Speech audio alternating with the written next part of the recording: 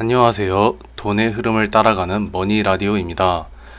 이전까지 우리는 2차 세계대전 이후 미국 경제가 어떻게 골든 에이지로 이어졌는지 살펴보았습니다. 전쟁 특수, 제조업 붐, 소비의 확대, 그리고 주식시장의 회복까지 그야말로 모두가 잘 살게 되는 시대였습니다. 하지만 그런 황금기가 영원할 수는 없었습니다. 1970년대에 들어서면서 시장은 갑자기 멈추기 시작합니다. 물가는 오르는데 경기는 안 좋아지고 사람들은 돈을 벌지 못하면서도 돈의 가치는 계속 떨어졌습니다. 이 기이한 상황을 우리는 스태그플레이션이라고 부르게 되었습니다. 먼저 이런 질문을 해보겠습니다. 스태그플레이션은 어떤 상태를 말할까요? 경제는 보통 두 가지 중 하나로 움직입니다.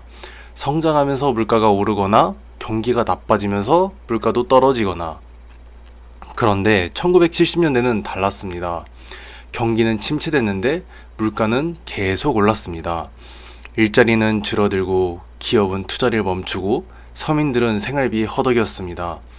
경제도 안 좋고 물가도 비싸고 무언가 이상했습니다.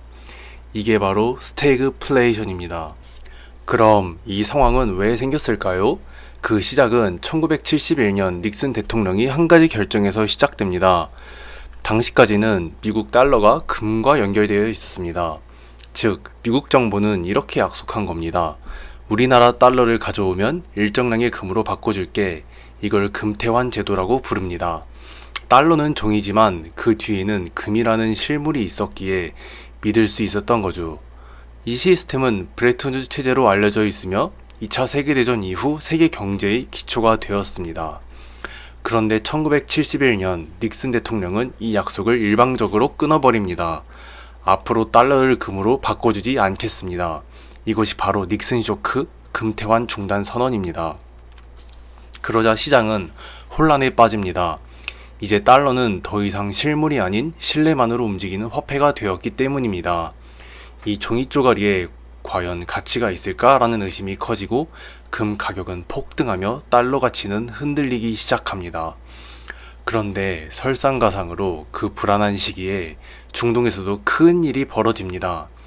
1973년 중동에서 전쟁이 벌어졌고 이를 계기로 오펙, 즉 석유 수출국가 기구가 본격적으로 움직입니다.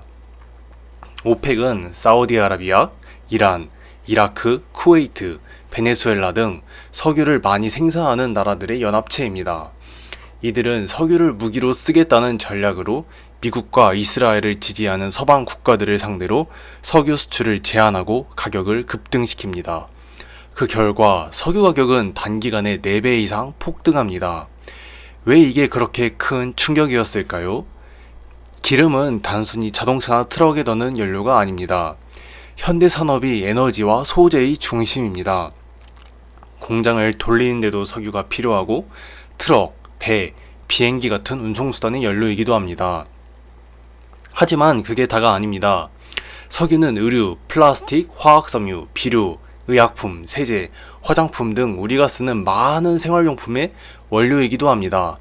즉, 석유 가격이 오르면 산업 전체의 비용이 올라가고 이는 곧 모든 물가가 상승하는 인플레이션으로 이어집니다. 이 시기 세계는 물가는 치솟고 성장은 멈추는 이른바 스태그플레이션이라는 위기를 처음으로 경험하게 됩니다. 중앙은행은 금리를 올려야 할지 내려야 할지 혼란에 빠졌고 서민 경제는 큰 타격을 입게 됩니다. 그럼 중앙은행은 어떻게 대응했을까요? 물가를 잡으려면 금리를 올려야 합니다. 그래서 미국 연준은 기준금리를 공격적으로 인상합니다. 어느 정도였냐면 1980년대 초 금리가 무려 20% 가까이까지 올라갑니다.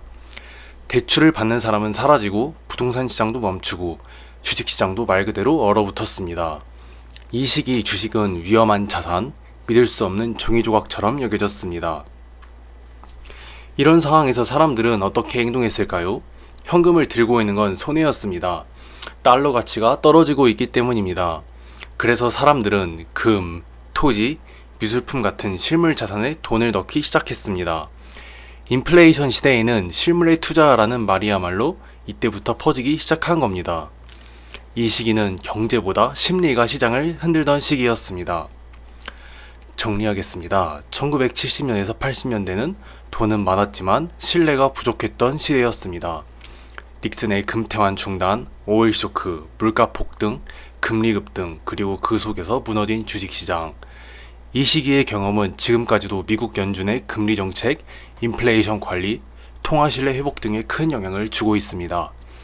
그리고 이 혼란이 지나면서 미국은 다시 한번 방향을 바꾸게 됩니다. 바로 1980년대 레이건 시대, 그리고 기술 혁신의 시대로 말입니다. 지금까지 머니 라디오였습니다. 감사합니다.